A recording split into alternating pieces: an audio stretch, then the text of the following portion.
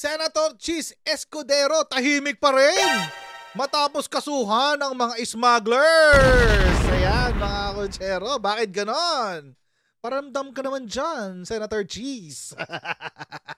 Ayan, pag-usapan natin ngayon mga kutsero yan, topic na yan. Pero bago natin tutukan yan mga kutsero, tayo muna mag-shoutout sa mga ibigan natin sa Sendwave. Kung kayo po ay nasa US, UK, Canada, Italy, France, Spain, Ireland, and Belgium, may pwede po ay magpadala ng inyong mga remittances sa Pilipinas nang wala pong remittance fees mga kutsero. Ang gagawin nyo lang ay i-download ng Sendwave app, gawa kayo ng account at ilagay nyo ba account details nyo at pwede ay magpadala sa GCash, Cash Pickup at iba't ibang mga bangko sa Pilipinas. At kapag ginamit nyo po ang promo code na Coach Jared, ay pwede na kayo makakuha pa kayo ng karagdagan $20 free credit. Kaya ganun ka naman sa Sendwave for all of your remittance needs. Alright. There you go. Nung nakaraan kasi mga kutsero, eto si Senator Cheese Escudero, medyo maingay ng bahagya tungkol sa smuggling. Maingay talaga. Tapos, kung ano-anong sinasabi. So, ito yung binanggit niya no September 17, Senator Cheese sa BOC, puros lang raid, walang nakukulong. Kasuhan nyo ang mga smugglers. Yan ang sinabi ni Senator Cheese. No? Sabi niya, ang daming raid na ginagawa nitong mga nakaraang linggo. Bakit hanggang ngayon wala pang kasong isinasampa sa mga taong sangkot? Wow. Strong words. Hindi tayo dapat nagtatapos sa mga raid lamang. Naghihintay at nagmamatsyag ang taong bayan sa susunod na hakbangin ng pamahalaan. Sampahan na agad ng kaso ang mga dapat sampahan. Ayun. Na naman, tumutula na naman si Senator Cheese.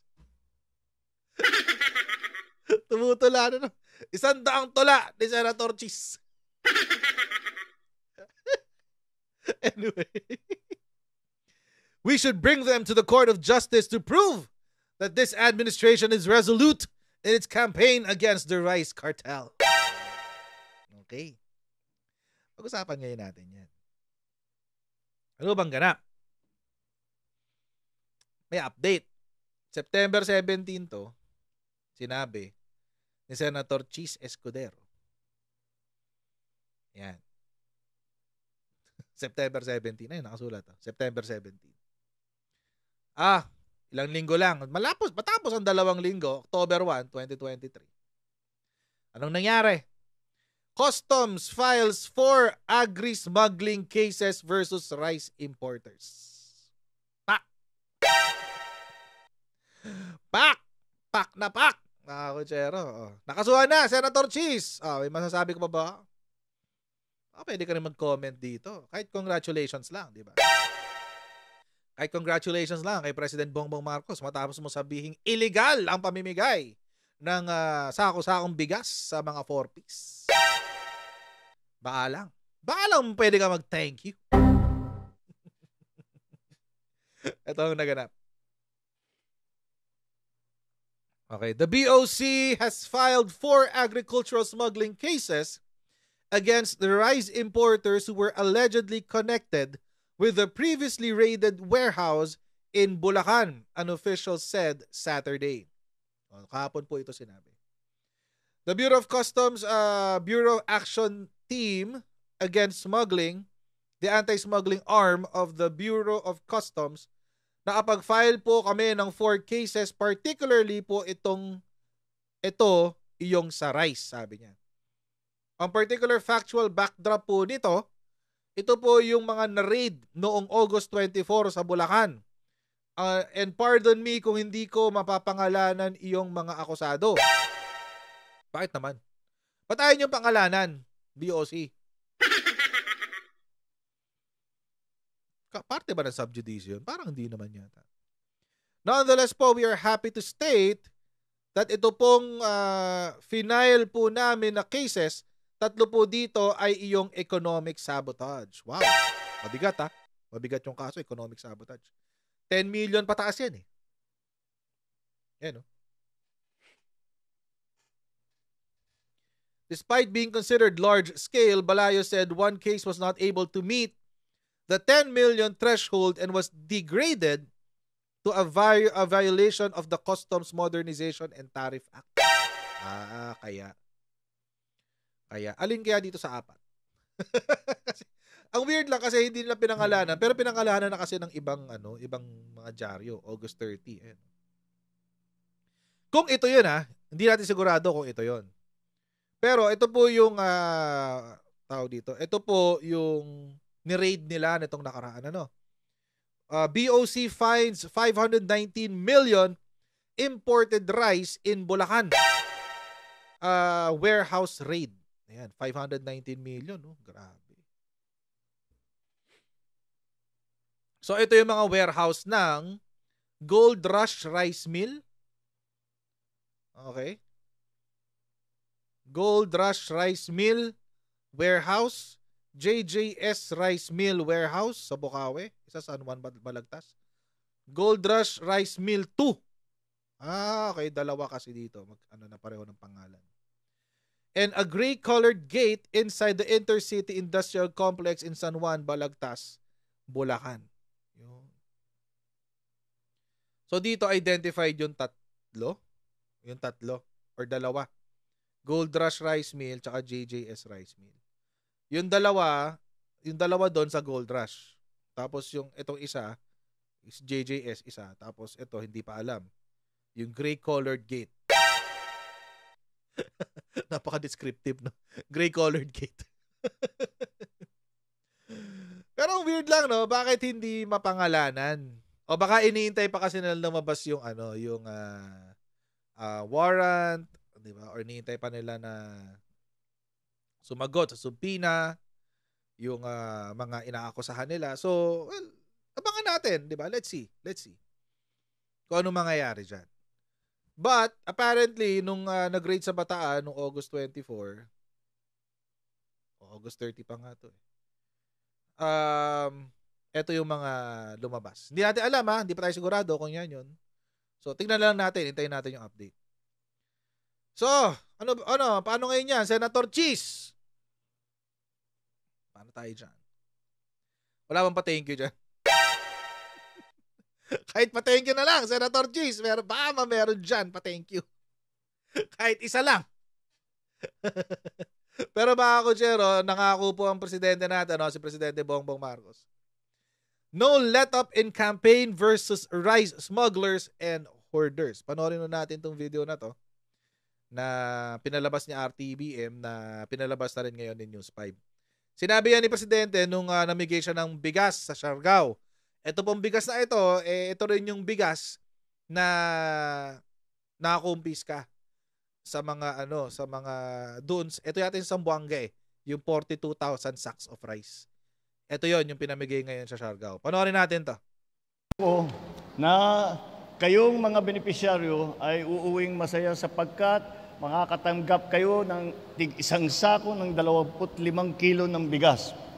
Isa ito sa mga hakbang na ginagawa ng ating pamahalaan upang maibsan ang gutom ng mamamayan sa buong bansa. Woohoo! Ang programang Walang Gutom para po ay magbibigay po tayo ng magandang masustansyang pagkain sa ating mga kababayan. Ito po naman ay naiba at ito po bigas na ito. Hindi ko alam kung nababalitaan ninyo. Dahil ako bilang Secretary ng Department of Agriculture, ay katungkulan ko na pagandahin ang supply ng pagkain at tiyakin na kahit sapat yung supply, na yung presyo naman ay nasa tama para hindi nahihirapan ng taong bayan. Tama naman yun. Ngunit, so ayan ang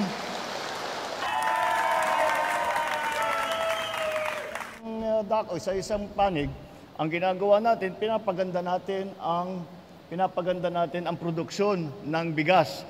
Hindi lamang bigas, kundi pati mais, pati yung mga gulay, pati high value crop, lahat yan. Para naman maging mas matibay ang tinatawag ang ating mga pag-supply ng pagkain sa ating mga kababayan. Yun naman, food stamp program ay para naman magbibigay po ng tinatawag na parang kupon At ito Food ay stamp. binabantayan hindi lamang kung gaano karami ang kinakain, kung tama naman at masustansya, kung balansyado ang diet. Hindi nang puro matamis ang binili, hindi lang naman puro kanin ang pinapakain, kundi dapat may protein galing sa isda, sa gulay, lahat yan, pati prutas. Yan po ang aming bagong programa. Ngayon ito po ay sa kabilang panig naman, sa pag-aayos ng food supply sa Pilipinas, kailangan din po natin tugunan ang problema ng smuggling at ng hoarding. At ito po ay aming pinatibay ang pag-enforcement nito dahil yan ang yung mga gawain yan ay nagpapataas ng presyo ng bigas. At yan ang dahilan kung bakit ang bigas biglang umakyat ang presyo dahil yung mga smuggled na bigas ay hindi pinapalabas, iniipit para tumaas nga ang presyo. Pagtaas ng presyo, saka bibitawan para kumita sila ng malaki. Hindi tama yun. Unang-una, illegal yan. At hindi talaga tama na pahihirapan nila ang taong bayan para lang sila ay magpayabang. Kaya pinatibay nga natin ang paghahabol dito sa mga smuggler na ito, sa mga hoarder na ito.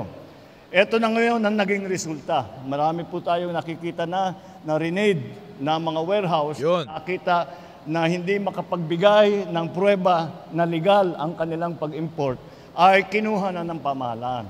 Kinuha na ng Bureau of Customs. Sila ang unang kumuha nitong bigas na ito. Kinuha ng Bureau of Customs. Pagkatapos sa Bureau of Customs, nung wala nang ipakita na mapatunayan na legal ang pagpasok dito sa bigas na ito, ay ginawang donation sa DSWD. Kaya naman, ang DSWD ang nagbibigay ngayon ng bigas sa inyo ng tig-isang sako. Woo!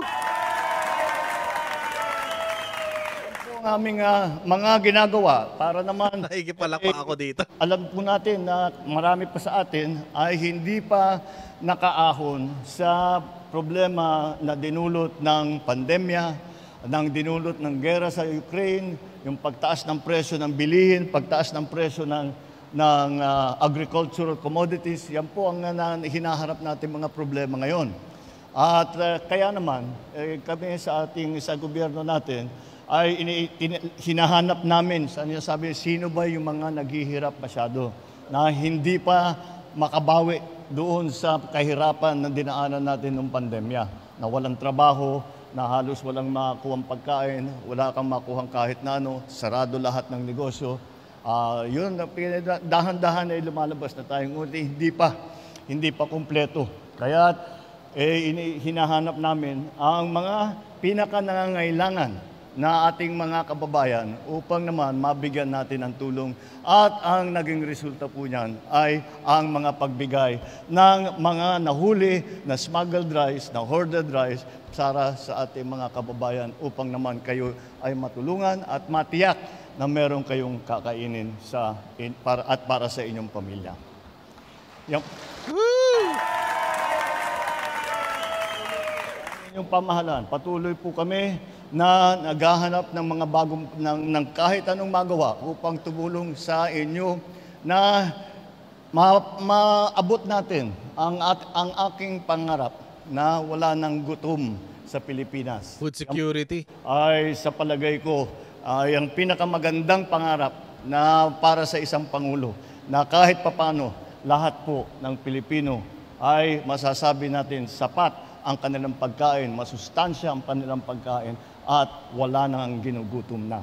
Kaya yan po ang trabaho na po ng gobyerno. Kami po ay nandito, naghahanap kami ng lahat ng paraan upang tumulong. Asahan po ninyo na inyong pamahalaan ay nandito, nakikinig po sa inyo. Nakikinig po sa pangangailangan ninyo at gagawin ng lahat upang mabigay sa inyo ang tulong na kinakailangan ninyo. Maraming salamat po at magandang tanghali po sa inyo lahat. Mabuhay po kayo. Yun!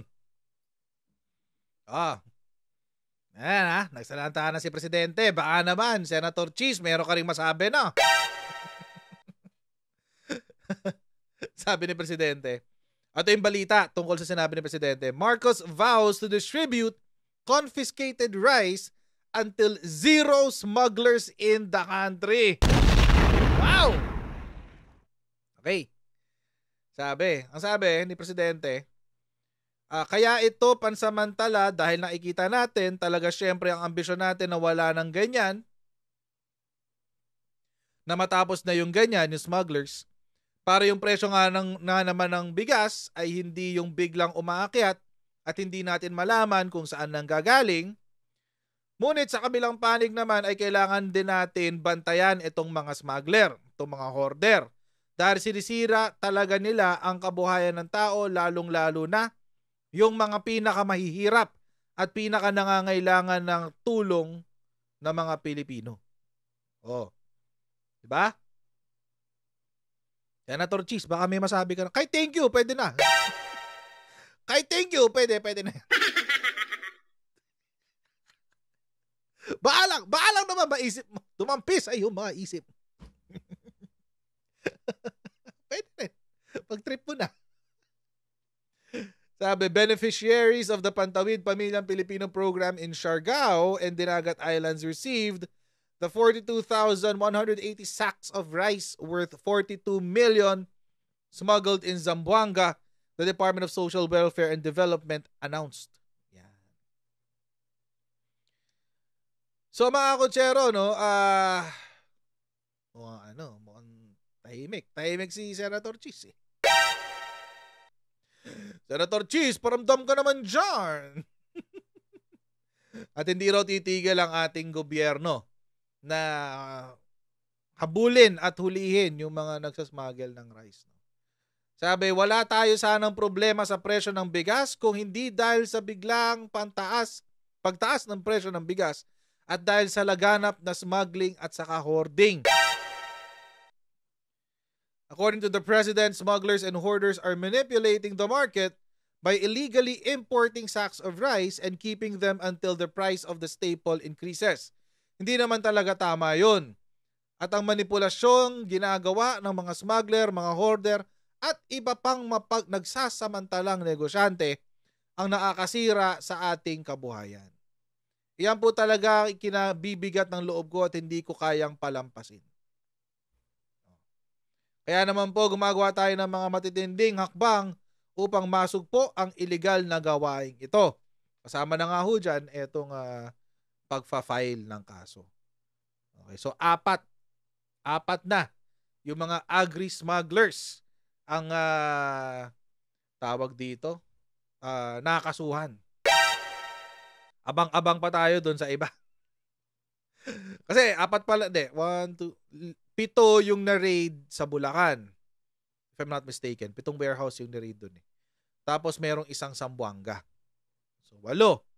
So nakaka 50% na. Abangan natin yung iba kung matutuloy yung iba. Pero Senator Cheese, baka naman may comment ka pa. Baka lang naman, baka may comment ka pa dyan, Senator Cheese. Or baka naman, no, you find it in your heart, magsabi ng thank you. Pwede naman yun. Salamat BOC, salamat Mr. President for listening sa ating panawagan. Di ba? Pwede naman yan. Ayon yarn.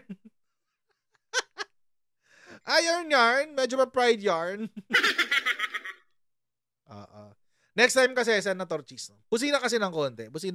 Para hindi tayo masyadong napapahiya. Kasi tulad niyan, tinawag yung illegal nung una, yung pamimigay ng mga smuggled na na bigas, pamimigay nun sa mahihirap. Hindi naman pala illegal yun. O nasa Customs Act natin, pwedeng ipamigay yung food supplies or food-related na items na nasasabat ng ating customs. Pwedeng i-donate sa DSWD yung pagkain. So, abogado naman tayo. So, dapat alam na natin yun. Di ba? Number 1. Number 2, sabi nyo, kasuhan yung mga smuggler, kasama talaga sa proseso yun. Nauna lang yung pag-iyak nyo. Medyo nauna lang yung pag-iyak nyo. Pero kasama talaga sa proseso yun. Intay-intay lang ng konti. Ito nga, after a few weeks ng natin, nakapag-file ng kaso. Siyempre kasi mga kotsero, baka kasi may mga nagkasabi, ang tagal naman, ba't tinabot pa 2 linggo? Meron po kasing case build-up yan. May case build-up po yan. Ibig sabihin, aalamin muna ng customs ano yung kasong ihahabla, tama ba yung kasong ihahabla, ano yung mga ebidensya nila para hindi ma-dismiss sa prosecutor's level, sa RTC, sa Court of Appeals, saka sa Supreme Court. Para meron talagang managot. Hindi pwede dito yung bara-bara. Tapos, pagdating ng pag naandyan na, kaharap na yung prosec, kaharap na yung judge, kaharap na yung justice, doon nagkakaproblema, nadidismiss yung kaso. Hangit yung ganun. Mas maganda yung nag-file ka ng kaso, tapos kahit umabot pa siya sa Korte Suprema, sigurado ang panalo. Diba? Kaya yun. Oo. Kaya Senator Cheese, medyo nagmadali ka lang ng bahagya. Kalma ka lang dyan. Wala tayo aabot sa finish line. Okay. So hanggang dito na lang po muna tayo sa ating video for today. God bless all of you and please don't forget to like, share, and subscribe. Pa-follow na rin po tayo sa ating Facebook page para lagi po tayong nagkakakwentuhan. And I'll see you in our next Coach Janet Live. Right? So bye everyone. See you next time. Bye!